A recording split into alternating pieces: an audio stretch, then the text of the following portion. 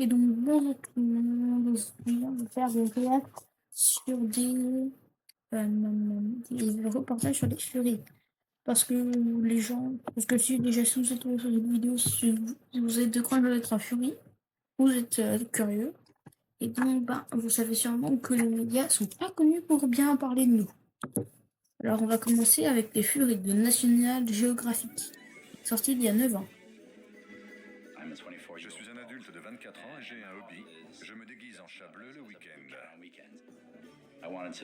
Je voulais pouvoir devenir comme je me vois dans ma tête. Courtney est un furry. Comme de plus en plus de gens, il se sent mi-homme, mi-animal. On a 20 secondes et vous nous sentez déjà une dinguerie. On n'est pas mi-homme mi-animal. On sait qu'on est des hommes, mais dans la communauté, on a des personnages pour se représenter en forme animale, avec des traits caractères exagérés comparés à notre général. On prend, par exemple, moi, mon personnage, Kister, et étant donné que moi, j'ai beaucoup de mal à prendre les choses au sérieux, je suis toujours sur la blague, et Kister, lui aussi. C'est juste que il prendra vraiment jamais rien au sérieux. Il voudra juste jouer au final. Mais non, on sait qu'on est des hommes. On est des êtres humains. Il a besoin de laisser s'exprimer son chat intérieur, prénommé Nuka. Enfiler le costume en fourrure de Nuka, c'est un sentiment incroyable. Quand je suis Courtney, je suis timide et nerveux et je n'aime pas attirer l'attention. Courtney, c'est l'étudiant stressé qui essaye de finir sa thèse. Je préfère être Nuka. Il est farceur, joueur et marrant. Quand je suis dans mon personnage en fourrure, je me fiche d'être dévisagé ou d'être le centre d'attention. C'est bien, au moins, il gagne en confiance. Ça, au moins, ça c'est bien. Je ne suis pas gêné d'attirer les regards. Il se Par contre, les gens qui mettent des colliers, c'est plutôt rare, ça. sent à l'aise dans sa fourrure, mais son comportement peut sembler bizarre. Les furries sont vus comme un tabou, parce que pour la société, se déguiser avec un costume en fourrure, c'est pour les enfants. Passé un certain âge, on doit oublier ça et c'est inapproprié pour un adulte. On considère que c'est étrange que des hommes ou des femmes adultes se déguisent en animaux parce que la plupart des adultes ne peuvent pas comprendre ce type de désir. Pourtant, Courtney se sent plus lui-même quand il est Nuka. Et il est loin d'être un cas isolé. Alors, c'est pas pour être méchant, mais alors déjà, c'est une petite fourmi sur Hulk. Donc ça, c'est bien. Il y a juste la seconde personne importante du logo National Geographic. C'est quoi ces chaussures? C'est pas qu'elle ait pas de chaussures aide, ça j'en ai rien à faire, hein. Moi non plus j'en ai pas. Mais elle a ces chaussures quand même là. Non, je peux pas là, avec ces chaussettes qui remontent. Mais en tout cas, celui qui est à côté de Nuka, elle a l'air plutôt. Un vert là, il a l'air plutôt bien.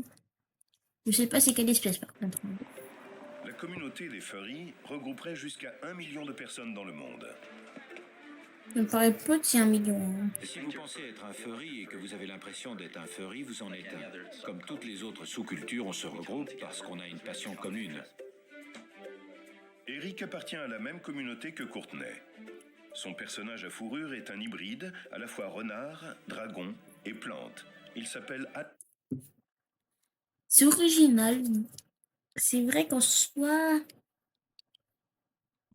En gros, pour expliquer, je pense que tous les personnages aux fourrures sont répartis en forme de furie.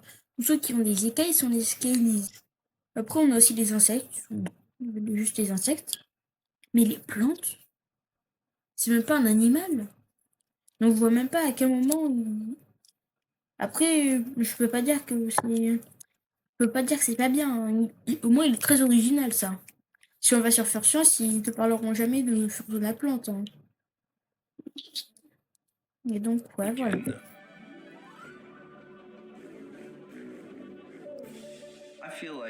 Une fois déguisé, j'ai l'impression que beaucoup de barrières sociales qui me gênent disparaissent. Donc je m'amuse beaucoup plus, sans me dire que je passe pour un type bizarre, parce que de toute façon, je suis déjà bizarre. Attendez, là, il y a un truc qui va pas. Je reviens juste pendant que j'ai deux trucs à faire.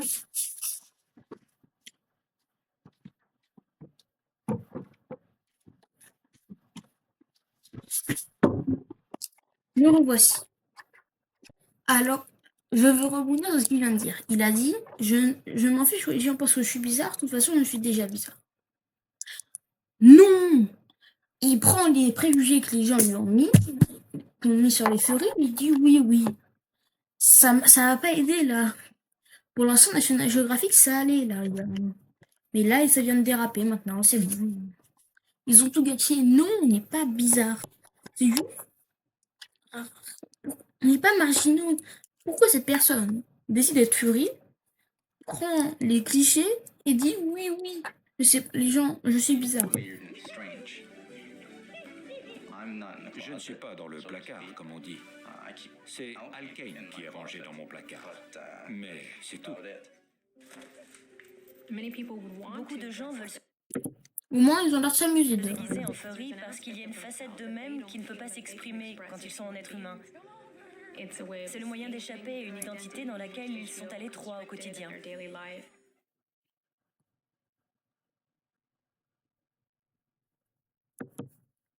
Voilà, c'était pas super, hein, on a déjà vu mieux.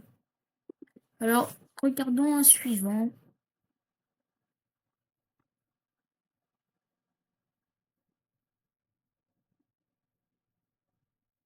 Furie des mondes.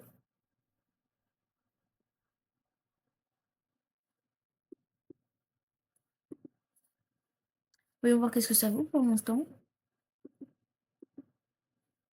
Il m'a dit qu'il y a des furries à l'école. Fait que c'est du monde qui des fois ils se déguisent ou ben non, ils parlent comme des animaux.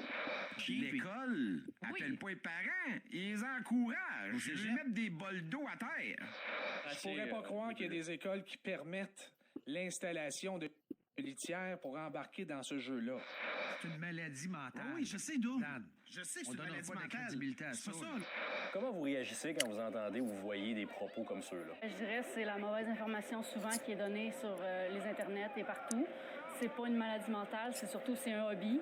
C'est dans le même monde que Donjons Dragons, les grandeurs nature. Honnêtement, moi, je trouve que c'est un petit peu triste parce que les gens vont venir juger au premier regard. On peut pas truster tout ce qu'on voit sur les réseaux sociaux.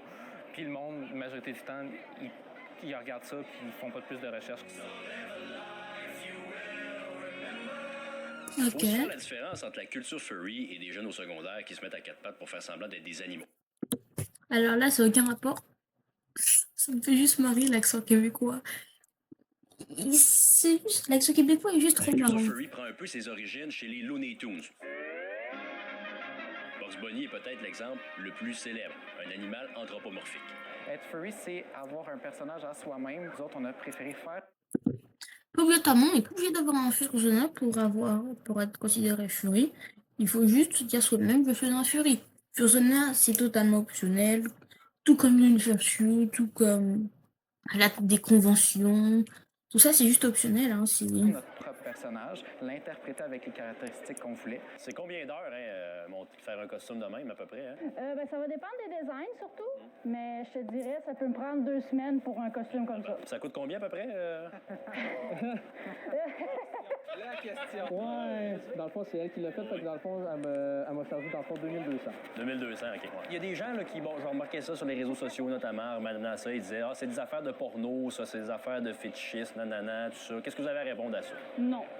On est ouvert à la sexualité, oui, mais c'est pas seulement ça. C'est juste une autre porte dans le hobby. Puis il y en a plusieurs qui ne s'associent pas en tout à ça. Ils vont s'associer juste au furry, ils vont pas être, mettons, dans le truc sexuel fétichisme. Ils vont être seulement, mettons, pour le fun d'avoir un personnage. Le fandom est quand même regroupé d'au moins 90% et plus de LGBTQ. OK. C'est très, très ouvert à ça. Le fandom, c'est au moins 80% d'hommes pour 20% de femmes. C'est 80% d'hommes souvent gays. Comme moi, quand j'étais un petit peu plus jeune, je me questionnais beaucoup sur ma sexualité. Puis j'ai été me référer vers ça, ce côté-là. Puis ça m'a rassuré, puis ça m'a aidé. Puis ça m'a aidé à prouver j'étais qui. Oui, au moins, c'est bien là pour l'instant ce reportage de nouveaux infos. Franchement, il est plutôt bien. Parce que, ben, déjà, on va poser à des furies qui n'ont pas de fursuit avec un style questionnable, comme certaines. Ils, ils parlent de. Ils disent évidemment que tous les furies ne sont pas dans le LGBTQ+. Mais n'empêche, ça reste plutôt très bien. Donc, pour l'instant, ce reportage se débrouille bien. Et il est très bientôt fini. Il dure 2 minutes à Tu vas peine. te les cacher puis les renfoncer. C'est le personnage, c'est genre une moitié de nous. Mais comme pour moi, mettons, c'est comme une moitié de moi-même. C'est comme une manière que je peux m'exprimer d'une autre façon. Thank you so much. You're awesome. C'est comme être une autre personne. Ok, donc celui-là est pas mal. Je vais le liker. On va ajouter un petit commentaire. Alors, désolé, je dois juste faire un petit truc.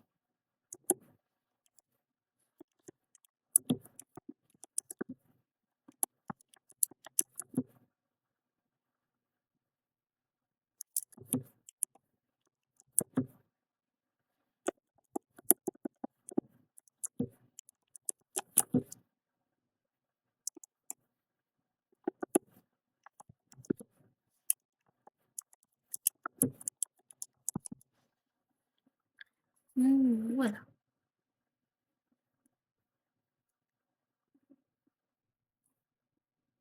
Maintenant, en gros, on va encore chercher.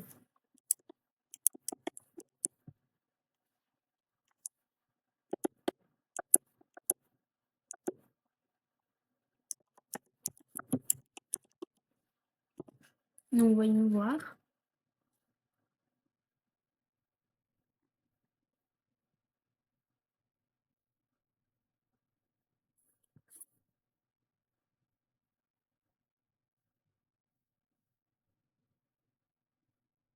Alors,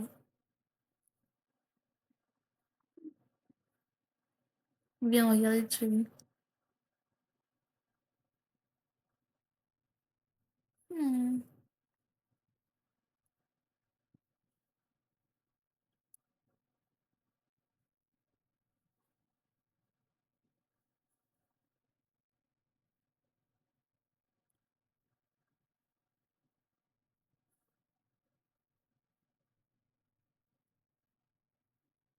Ok, non, bon.